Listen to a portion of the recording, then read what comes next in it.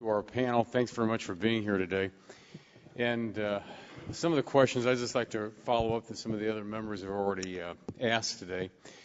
But if I could, Mr. Gutman, if I could start, we were talking a little bit about the ramifications if there isn't a voluntary auction out there.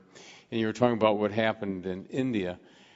In this country, how many jobs would be affected, or how many jobs do you predict that wouldn't be created if we didn't have this auction?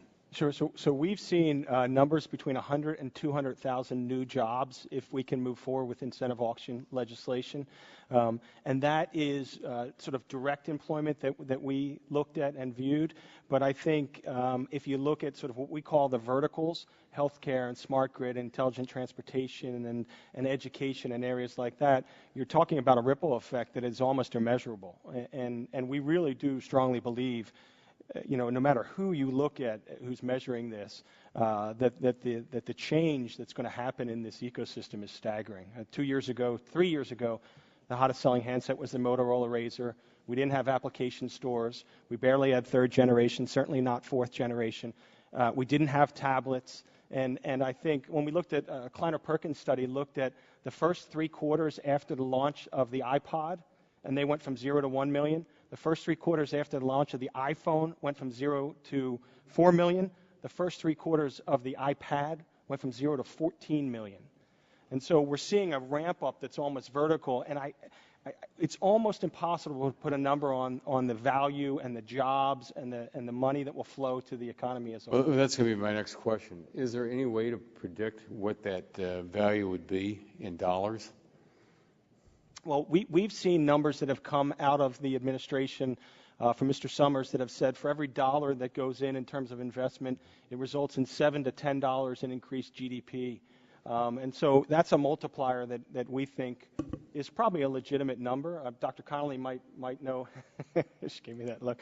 But there clearly is a multiplier effect, and we've seen it measured at $7 to $10 for every dollar in investment that goes in. I see that Mr. Ellis would like to make a statement on that. I'm just wondering if anybody's going to hold him to these numbers.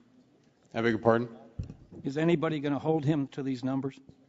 Well, every time we see them, they go up, and so I'll say yes. I'll be willing to suggest. I mean, Cisco put out its networking numbers today, and they went up again.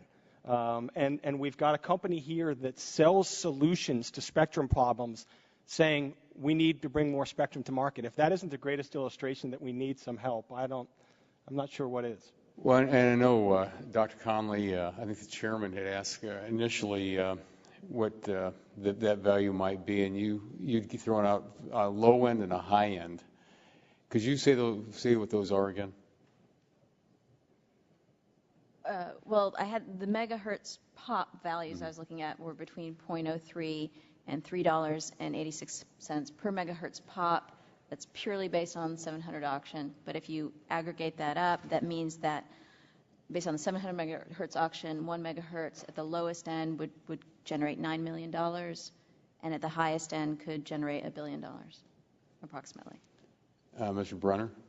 Well, and we need to multiply that by the number. Please turn on your mic. But we need to multiply that by the number of megahertz that would be auctioned. So if we're auctioning 120 megahertz, Dr. Connolly's high number is tens of billions of dollars, 30, 40, 50 billion dollars in auction revenues. I don't know if that's going to happen, but there's no question that there's huge demand for spectrum, and if there is an auction, there will be people with a lot of money bidding to get more spectrum.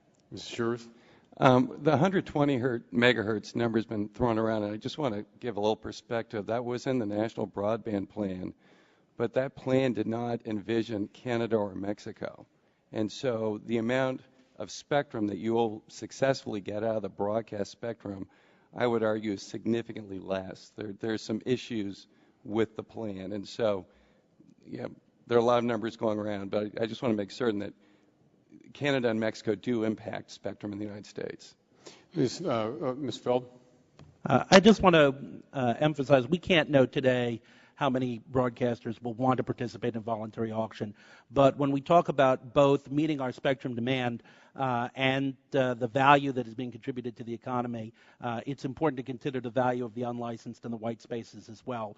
There are a lot of uses that individually don't take up a lot of bandwidth, are a poor fit with licensed, and when we're thinking about how we're going to meet the spectrum demand and the spectrum crunch, particularly when we're talking about machine-to-machine, smart grid, other uses where it's really not necessarily a good fit with the licensed service, the ability to offload all that traffic to the unlicensed and save the licensed space for the higher bandwidth uses that people are looking at is critical to meeting our spectrum needs.